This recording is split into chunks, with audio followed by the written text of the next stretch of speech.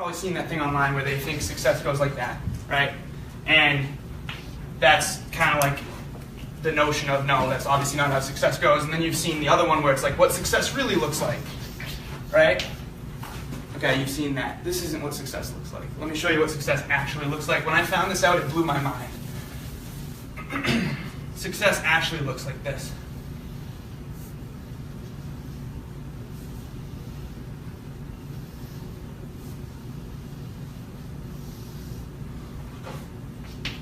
Who wants to guess what these are right there? Plateaus. You ever heard of beginner's luck? Let's say you never played tennis before. You go to play tennis, you go from never having played tennis to, oh my god, I'm decent at this. Growth.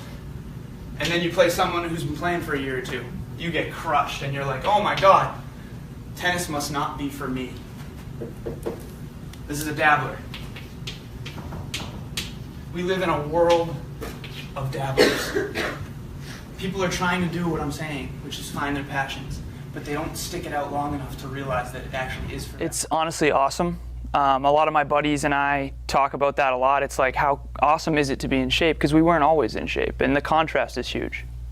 The contrast is huge. Your biceps are huge. Your spirit is huge. Your presence on the web is huge.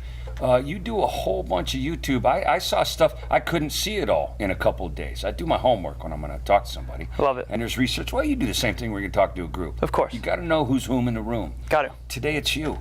What do you want them to know about their own betterment? So first and foremost is health is the foundation that you build everything on top of. Physical health, emotional health, mental health.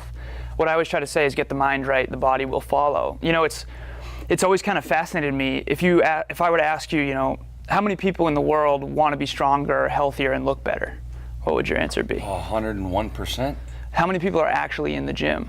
Less than 1%. Yeah, at least consistently. Yeah. To me, that is a huge problem, and that's kind of why I do what I do, a big part In of it. reality, the number one asset on any marketing is emotion. So back in the 90s, you watched a commercial and they said, here's my product, and it's delicious water, and it'll hydrate you, and then that's the commercial. If you notice nowadays, commercials say none of that. They don't even tell you what the product does. Instead, they show happy couples and puppies and kittens and kids playing and frolicking and all of that kind of stuff, because they're trying to get you to emotionalize their product, to associate something positive with their product. Whereas in the 90s, it's like, this is our product, this is what it does, come buy it. What they started to learn and realize is that storytelling has nothing to do with that. It has nothing to do with the functionality of this water. This is just water. What it does have to do with is getting us to mentally associate in our subconscious mind positive emotions with this. I kind of use that as a tool to overcome one of my vices. And so one of the hashtags that I use more than anything is called hashtag fear no judgment. Like if you watch any of my videos on Instagram and stuff, you'll see me just dancing in the gym with my shirt off, just messing around, because I go out of my way to have people judge me so that I can learn to not care. And half the time people smile anyway. Yeah. You know, and I think that just learning who you are, Dwayne Johnson, The Rock, has a quote that I live by. It's my mantra. The most powerful thing you can be is yourself. And I think that so many of us got ridiculed in high school when we asked a stupid question, or we got embarrassed one time when we said something stupid, and I think it stuck with us, but that was 10 years ago. Take a step back and look at your life objectively and say, okay, where am I right now, and where do I want to go, and what are the habits that I'm doing right now that are creating the results that I'm having right now? What results do I want? And then reverse engineer the finish line, right? Like, what habits do I need to instill in myself and in my character in order to get to where I actually want to go? Because most people are giving up their dreams in the future for their needs right now, but there's no reason why you can't develop habits now that are going to bring you there. I always try to tell people, everything we love right now, we learned to love. Yes. We can learn to love anything. When you and I, the first time you and I went to the gym, you know, however long ago, we probably hated it at first, and we learned to love it. It's a positive habit. And so if you're going to be on the horse of habit, which all of us are, why not pick good habits and make sure that horse is bringing you in the direction of your dreams rather than, you know, in the direction of misery and depression. You ready to go deeper? Oh, I'm ready. Let's go. You define yourself. Don't let others define you. You know, I feel like we're all trying to look for an answer on the outside that must come from within. no one told me, Alan, you should go be a public speaker. You should be a natural fitness model. You should be into social media marketing. I found that on my own, and those fires came from within me. And I think that because of that, I'm more self-motivated than I ever could have been had I been told to go that way. You know, because I was told to be an engineer, but that was really the safe bet. Engineers with technology growing, right? That was the smart bet. But I think that we're looking for an answer on the outside that has to come from within. And I think that the only way you're going to find that is to get rid of the external pressure, to really look in the proverbial mirror and go, what do I want to do? Like, who am I? And not who am I 10 years ago? Not who am I based on what other people told me. I wrote an article called Your Identity and the Power of Self-Label. The whole slogan, if you go back to the very first slide, is what you'll never learn in school, but desperately need to know. This is the stuff that I wish I knew when I was your age. And so the magic formula, if you have that true north, for me it's public speaking, it's natural fitness, it's social media marketing, it's positive influence, it's helping others live better lives and designing my own. That's my true north. Now, if I have that true north and that's in my heart, and I actually have a flashcard in my pocket right now where I write down my true north every single day. And also I measure different things about how much progress I'm making towards that every single day, every morning when I first wake up.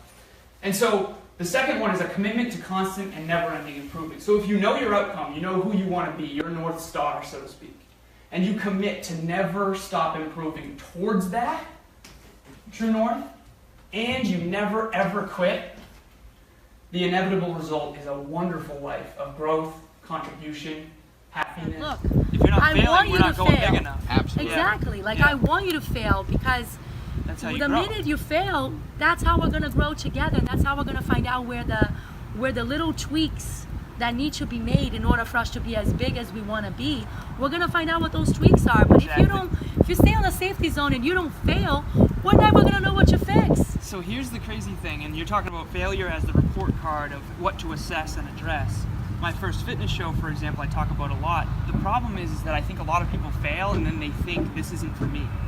When in reality, it's just part of the process, right? And so for my first fitness show, I do natural men's physique shows, for example. I thought I was going to win. I came in 5th out of 6th. The only guy I beat was in his 40s, and he was doing it just to get in shape. Good for him. And it was a really hard failure. I thought I let everyone down. I told everyone I was going to win, right? And I could have decided after that men's physique wasn't for me. I think that's what a lot of people do. But that's where you become a dabbler rather than a master. You become decent at everything, but not great at any one. And I wrote this is an excerpt from my audiobook. It basically says that the journey, the climb, and the process is where joy is found.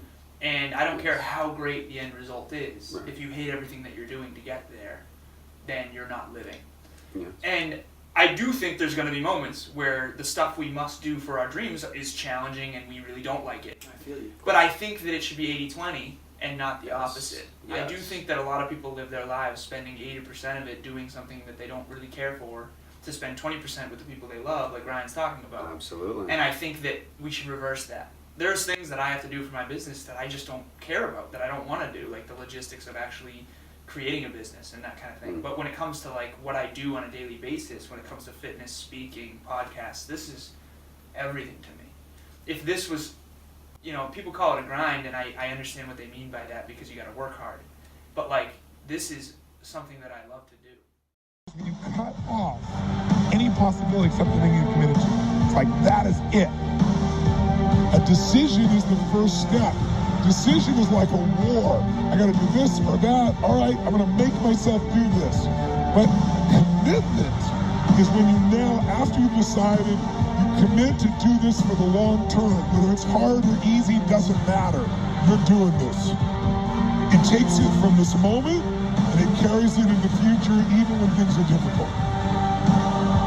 Decide, commit, and resolve. Don't wait until you're 25 or 35 or 45 years old. Start building that discipline right now to get what you want, because there's 7 billion other people on this planet trying to get it, trying to get this thing called success. See, most people think success is a straight line.